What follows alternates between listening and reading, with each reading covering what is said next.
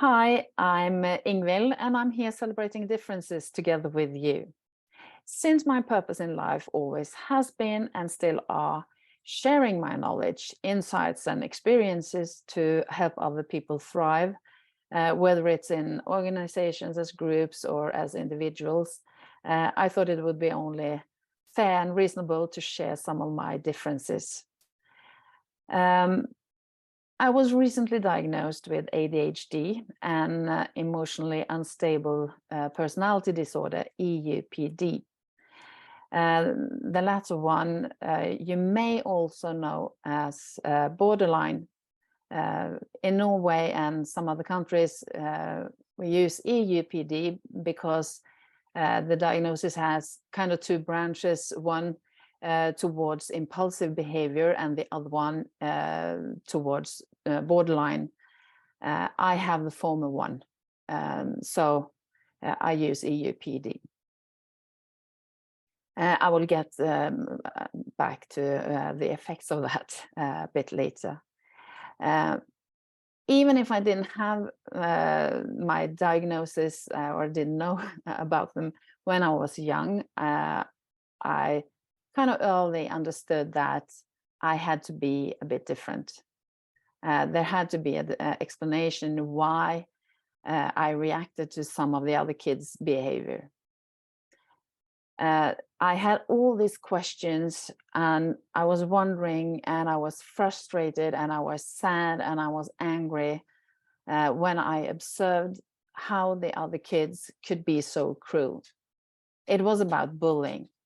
I hated every day of primary school because I chose the wrong friend. So the bullying wasn't directed to me in words, but when they tried to convince me to skip my friend and go with the group, all their tricks didn't work on me, so I stood by my friend, stayed, and when I did that, they let me understand that I made the wrong decision by ghosting me, being silent, or the room became silent when I entered, and so on. And I had all these questions about what makes them do and say the things they do. How can they think that that's okay? And somewhere along the line, I thought that if they had made the same reflection or thoughts about this as I had, I don't think they would have behaved that way. So I found out that they probably don't think in the same way as me. I am different. And I came from a home, open-minded home. We were talking about everything. It was liberal, free. We were able to be ourselves. As you may know a bit about, because you know my sister, Gry, the force behind this project. So it was really strange for me going out in the society and not being accepted as Ingvild. So that was when I understood that I think there is something different about me, but environment, family, and DNA probably could explain that. But it was a really hard time, and I didn't talk to anyone about this until one day I didn't want to go to school. I had tried the same strategy several times, but my mom was a teacher, so no excuse good enough to stay at home from school. But that day, she understood that something was really wrong. So she asked me, is this something else? Because I don't think you are sick. And yeah, it just burst out on me. And I told her about the bad behavior towards my friend and me. And I told her about my decision to stand by my friend. I had done that for 5 years, but it was really tough at school, and the bullies became more and more energetic, I can say, yeah. And she said something to me. I think that stuck with me, but it didn't at that time. But she said to me, "You know, Ingvild, you are probably the strongest one here, because you dare. You have the guts to stand outside. You have the guts to take your own decisions and stand your ground. That is to be strong." But when you're 11, you don't understand the concept of being strong. You don't want to be outside, you want to be inside. But fortunately, I had my friend, so I was kind of inside with her, and that was okay. So I chose to stand my ground after this incident, or this talk with my mom.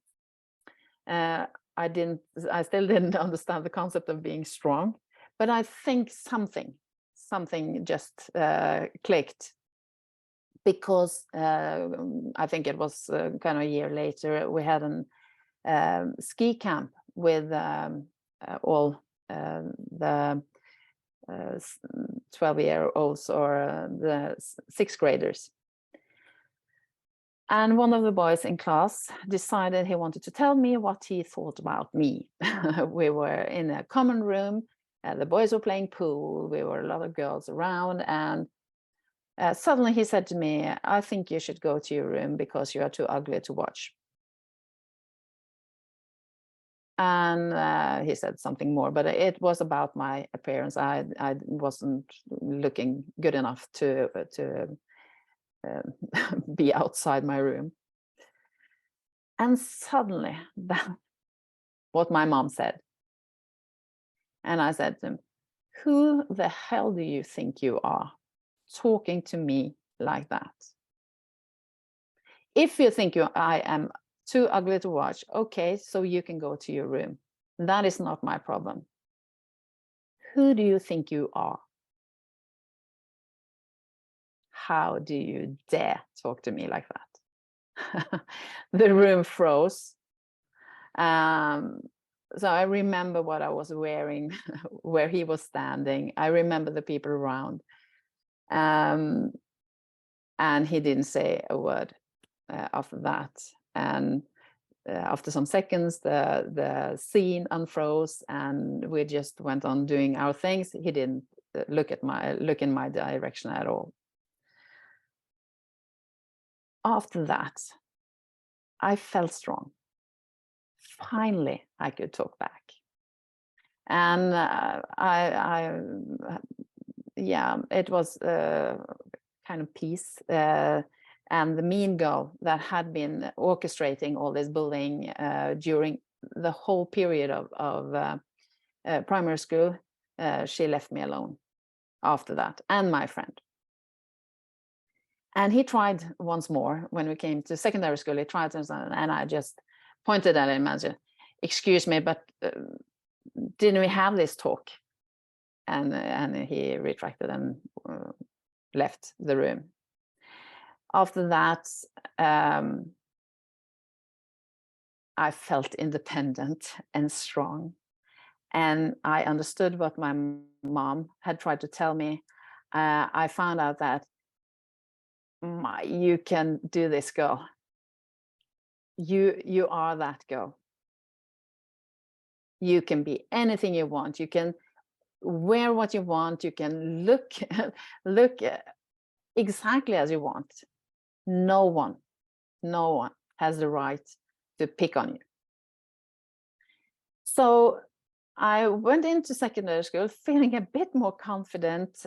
So from being this frustrated, angry, little sad girl, on the inside, mark that, on the inside, I went to be the strong, confident one. I can do anything. So that was my facade. I also felt that inside for a while. But then puberty, hormones, something started to change again. Not feeling that confident on the inside. And I was always told that I wasn't pretty enough by some in the school. And when I did something not that conventional, making my hair look like something I had seen in a magazine that I thought looked cool, I was reminded that that is not allowed. It's not allowed being different. Making your own choice, that is not allowed. This was a small community, so you should just follow. So that was my childhood and teens. And you know that ADHD, you are born with, EUPD you develop during these years. So, but even if I had a couple of bad boyfriends trying to put me down, I had one great boyfriend that really cheered me up all the time and told me I was beautiful and a great person and everything. I also had the other ones. So when I went to school or university and studied, I had this determination of being something. I wanted an education. I wanted to be independent. I wanted to be confident. I wanted to create my own life. And that has followed me all the way through my life.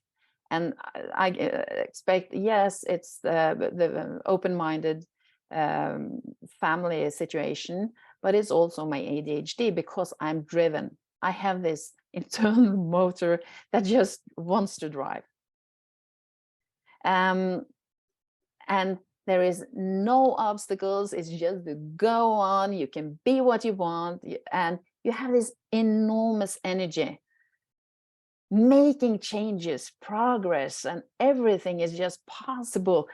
And it's fantastic. I was the chemical engineer, deciding that I didn't want to work with chemistry in a laboratory. I wanted to work with people, human chemistry. So I went into an interview for a job as a manager in retail. And I was asked this question, yeah, but what if it suddenly would appear a job in a company in our city as a chemical engineer, and that is a great company to work in. So I understood that part of the question, but I didn't understand why he asked the question at all. And suddenly I said, okay, so it's probably not that conventional. Being a chemical engineer, applying for a job as a manager in retail. And then again, but I'm different and I have to tell that. And I said, if I wanted to work as a chemical engineer, I wouldn't be applying for this job. I'm not that kind of girl, that kind of person that just applies to all the jobs that I probably could manage, but that I don't actually want. I'm the girl that applies to a job I really want, and I want this one. It's right for me, and I'm right for the job. So I got the job. And this guy, he was the first one showing that he believed in me. He gave me the opportunity to take my master's of management in organizational psychology. And he said to me at a time, Ingvild, you know, you can be exactly what you want to be. There are no obstacles because you have this drive, you have this ability to make decisions and just go through it. And for the first time, I just felt, I really am strong, not on the outside. It's not a facade. This is me. I am this extremely great person. I can just so I did that and felt great about it. So that is the advantages of having ADHD. You have this energy, you are driven, you have this enthusiastic approach to everything. My glass is half full and I'm positive, everything is possible. It's just go for it. The disadvantage is that you always have that drive, but the body doesn't always want to follow the energy. So when you are that on all the time, sometimes you have to switch off. But when you don't do that, the body does. And you become burned out. Because my EUPD enhances the ADHD, or they enhances each other. Because the impulsive type of EUPD is no impulse control and little to none risk assessment. So if you have this drive from the ADHD and also from the EUPD, this energy to do something and to solve things, and you don't have you are not afraid of risk or consequences, because I do risk assessment. Actually, it's not none, but I'm willing to take the risk, and I'm also willing to take the consequences. I don't mind losing. That's okay, because my approach to everything is when I tell people what I want to do or my intentions or ambitions, there's a, yeah, but you have to think about what if, and what if that, and what if that. But my approach is, yeah, but what if? What if this is it? This is my life. I'm living it once. That is the difference. I don't see all consequences.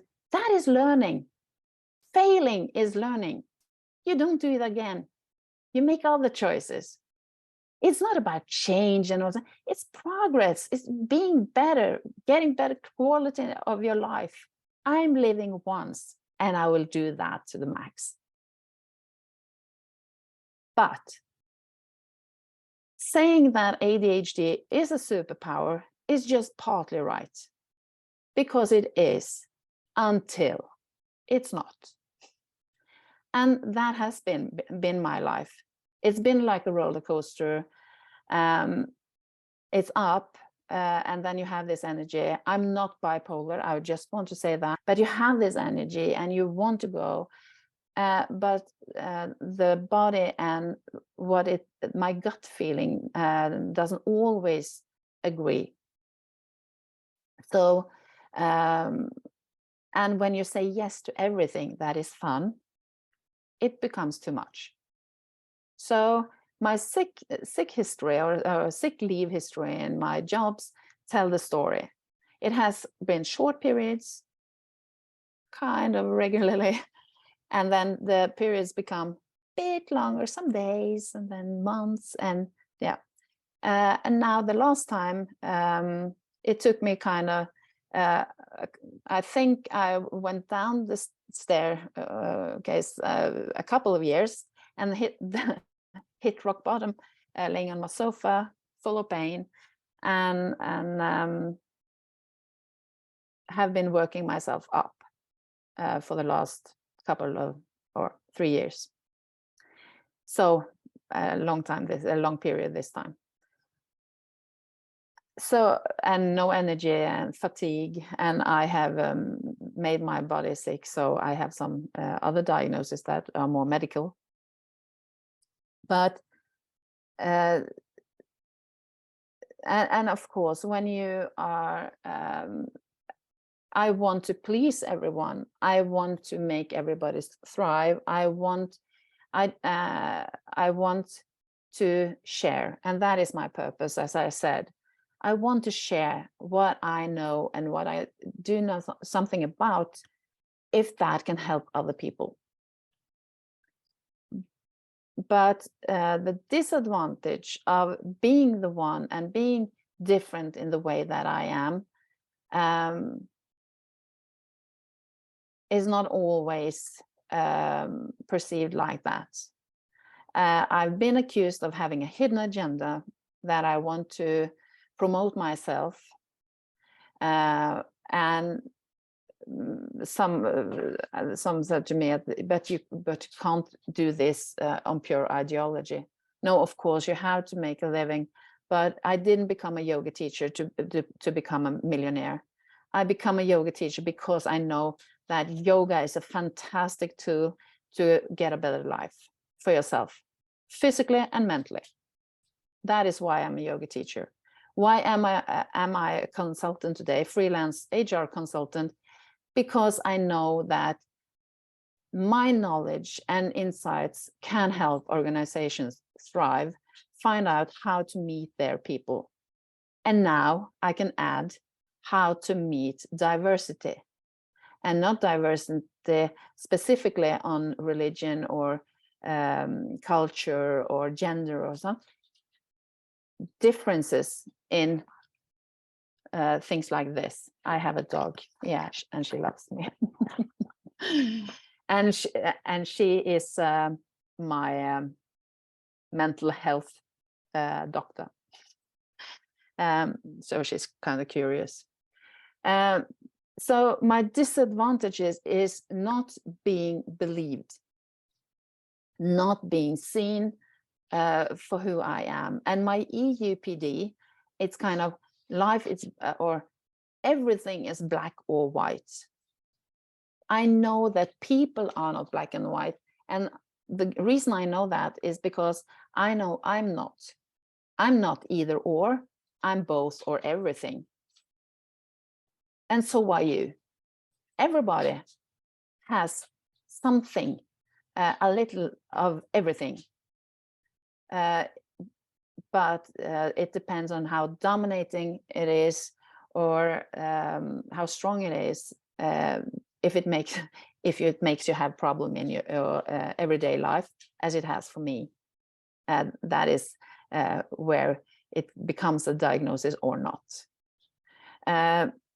So I don't have black and white image of people, of a human being or an individual, but I have a black and white, I say black and white on behavior. You should be good to me or else. And it's really, really difficult to get a second chance with me. If you have done me wrong, it takes a lot of effort to convince me to show you any kind of trust. That is my EUPD. I have this above average sense of fairness. So if you don't behave good, treat people good, I might as well just shut you out of my life. I haven't always done that, and I don't do that because I know that it's not right. I know that my behavior is not right in those cases, but I want to do that. Sometimes I do shut the door, but it takes some time, and I give people several of chances, but it's more like I can give you a second chance, but I actually don't. I have made up my mind, but just to be nice, I will give you a second chance and a third chance and a fourth chance, but I have made up my mind. And of course, that is a disadvantage in work life and in my private life. I'm not narcissistic, and I'm not antisocial, actually. I love people. I want them to thrive.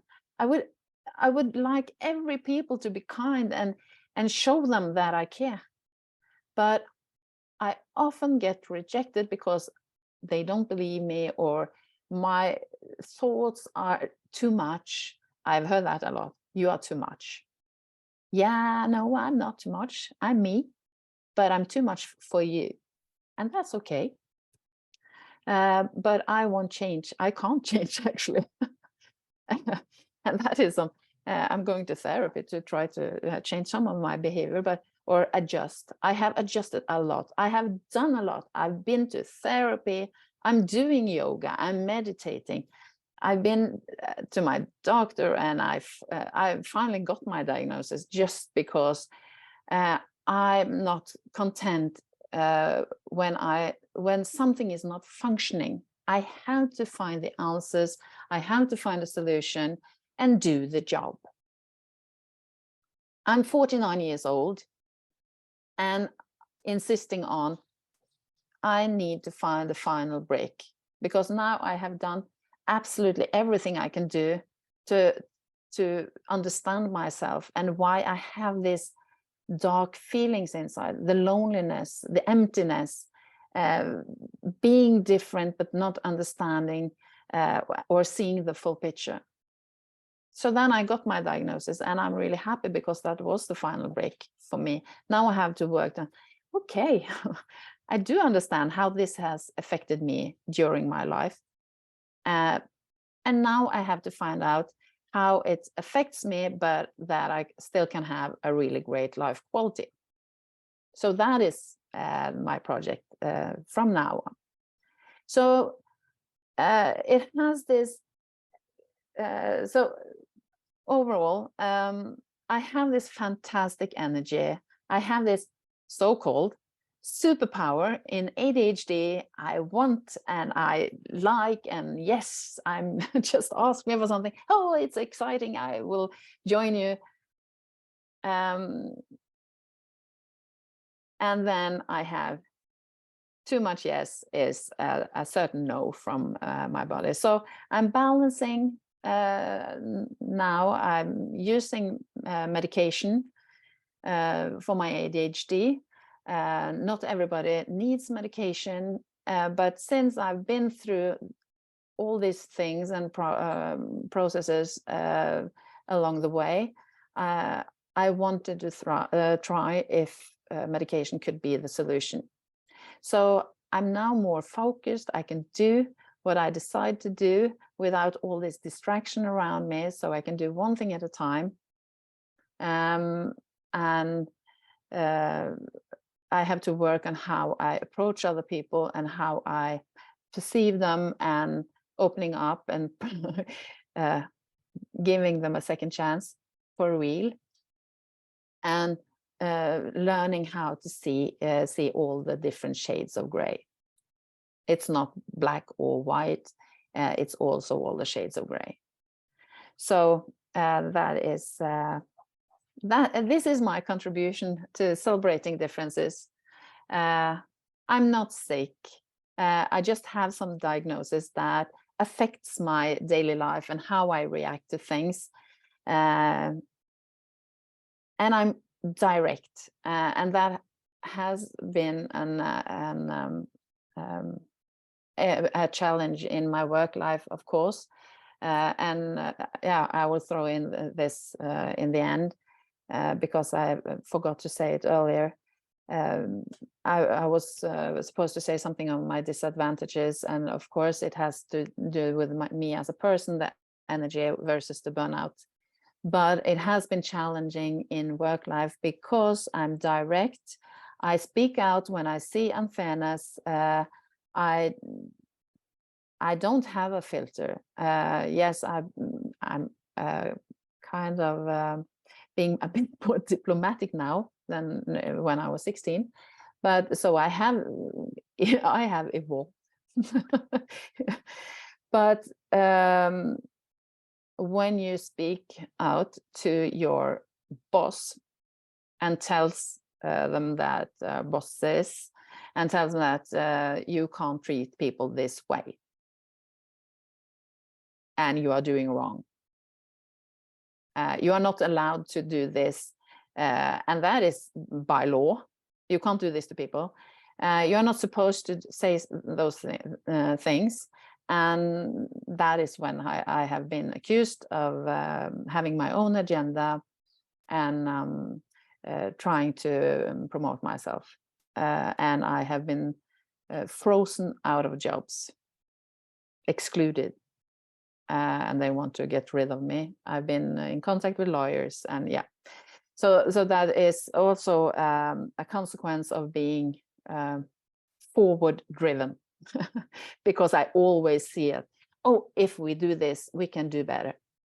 But we have to be willing to go the way, and everyone isn't that. So that is one of my disadvantages, and that is also why I'm a freelancer.